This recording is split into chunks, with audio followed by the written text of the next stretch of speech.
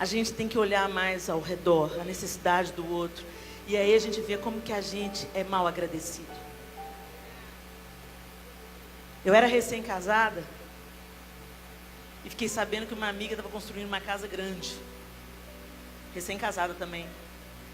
E eu morava num apartamentinho que dava para visitar todo o apartamento de um só ponto. Vem ver minha casa nova. Aqui é meu quarto, aqui é a sala, aqui é a cozinha, aqui é o banheiro e aqui é o outro quarto. Aí minha casa. Mas era o meu primeiro apartamento. Nossos pais se esforçaram para dar entrada no financiamento, para a gente não começar a vida morando de aluguel. E estava ali apaixonada com o meu apartamento. Até que eu fiquei sabendo da amiga que estava construindo a casa grande. Eu pensei assim, oh Deus, e aí? Nem crente ela é. Ô, picaretagem, Jesus. Nem crente ela é. E eu que estou aqui te servindo, hipócrita. Aí Deus, mas eu estava ali no meu cristianismo meia boca, sabe, gente? Mas eu estava buscando. Por isso que eu te encorajo. Busca. E você pensa que você está bem. Mas quando você começa a buscar, você vê que pode melhorar bastante. E assim, eu pensava que eu estava bem. Mas eu estava lá buscando, oh Deus, me melhora, me cura, me transforma, me liberta. E Ele estava ouvindo a minha oração. Eu peguei um ônibus errado, desci no bairro vizinho. Aí eu entrei no ônibus e falei assim, mas onde? Vocês mudaram o itinerário? E o trocador falou assim, não. Eu falei assim, que ônibus é esse? 1207, pois é, deve ser o 7B. Não, esse é o C. Que C? Nunca teve C? Não, agora tem. Ah, que bom. E agora, como é que eu faço? Vai até o ponto final, depois pega outro ônibus voltando. Eu falei, não vou nada. E eu vi um prédio de longe que ficava perto da minha casa. Eu dei sinal, desci do ônibus e fui em direção ao prédio. E quando eu estava quase chegando perto daquele prédio, que era um referencial, que ficava perto da minha casa, eu me deparei com uma comunidade, uma favela, que eu já sabia que existia ali perto da minha casa. E para eu chegar no meu bairro, eu tinha que passar no meio da favela. Já estava entardecendo, assim, já estava no final da tarde. E eu passei por aquele lugar e falei, meu Deus, que miséria. Eu já fui a muitas comunidades, gente, mas aquela, eu não sei porque eu vi muita criança no meio do esgoto. Eu fiquei muito chocada. Uma mulher estava lavando a vasilha na água do esgoto. Eu passei pelos barracos que cabia só eu no corredor, e eu vi uns tijolos com um estrado e uns cobertores por cima. Pensando, meu Deus, isso é uma cama de alguém dorme aí. Ou alguém dormem aí. E eu fiquei com aquele cheiro de esgoto, aqueles barracos eram forrados com aquela lona preta, e estava fazendo aquele calor em Belo Horizonte, e era chuva e calor, chuva e calor, chuva e calor e pernilongo, chuva, calor e pernilongo. Essa era a realidade, fora as ratazanas que se esquivavam no meio dos barracos, quase do tamanho das crianças. Eu pensei, meu Deus, como isso está aqui tão perto de mim, eu nunca vi. As crianças já tinham ido lá em casa, às vezes eu ajudava um ou outro, mas eu não sabia a realidade que elas viviam. E eu fui saindo dali, vendo aqueles homens bebendo cachaça, porque falta tudo num lugar desse, mas o boteco está lá, a cachaça não falta.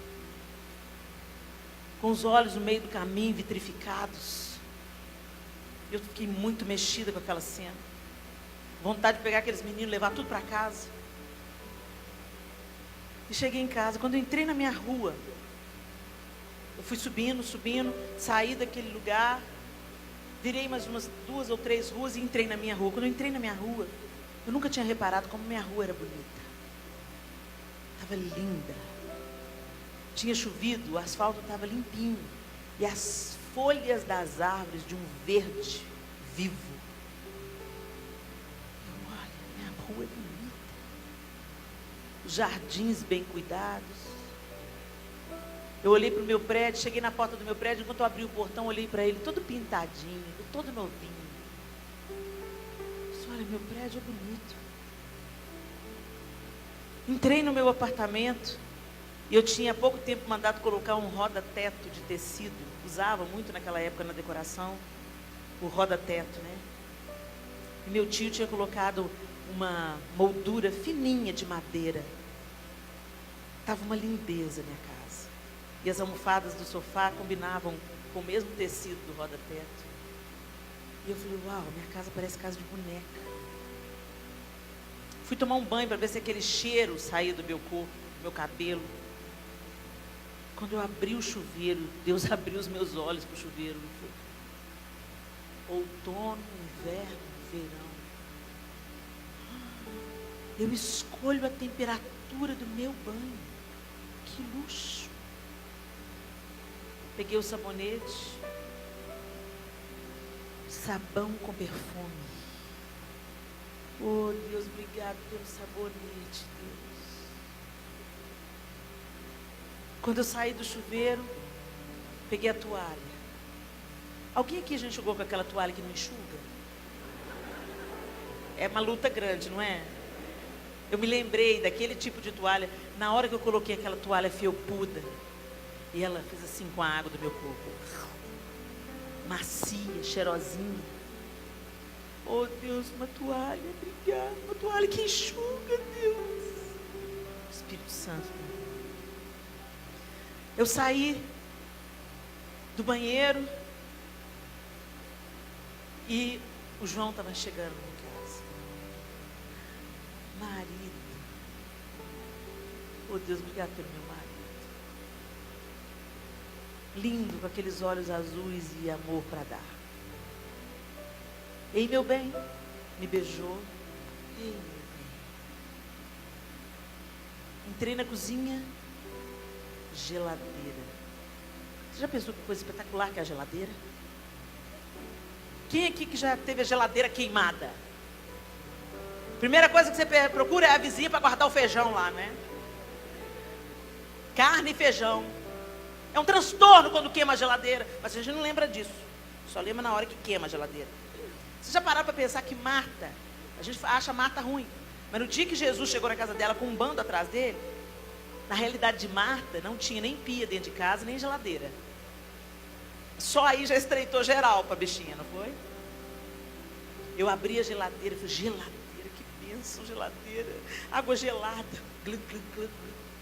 E eu agradecendo a Deus, a gente lanchou e o João percebendo que a mulher dele estava meio diferente.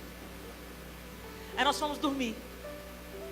E a gente arruma a cama junto até hoje. Aí a gente puxou a colcha junto. Quando a gente puxa a colcha junto, subiu aquele cheirinho de comfort. E eu comecei a passar a mão no lençol. E falei, oh Deus, lembrando da cama lá que eu vi que era o estrado e os cobertores. Deus, obrigado por essa cama macia, limpinha, cheirosa. Obrigado, Deus. Aí eu deitei, o João olhando para mim. Aí ele ligou o ventilador. A gente tinha um banquinho, colocava o ventilador no pé da cama.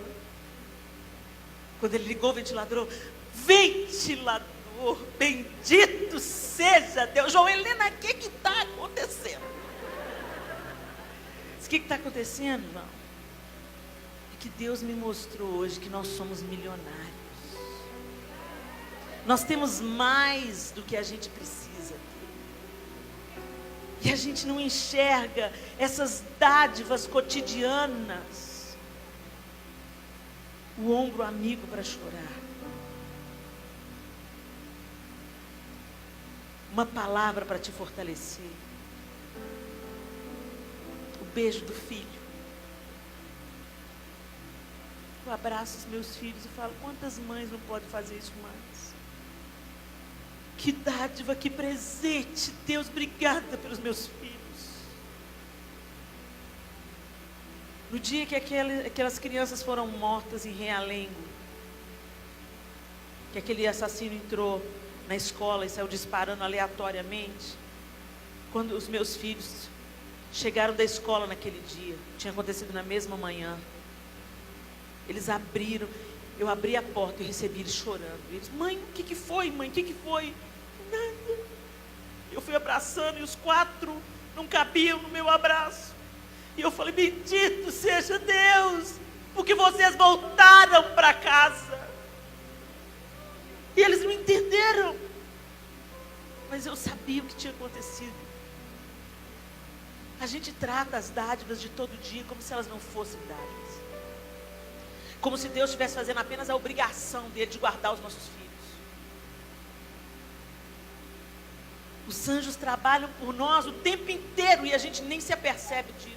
E a gente reclama, insatisfeitos. As coisas não saem do jeito que a gente quer, a gente logo ergue punhos para Deus. Mas eu trabalho na sua casa, por que isso está acontecendo comigo?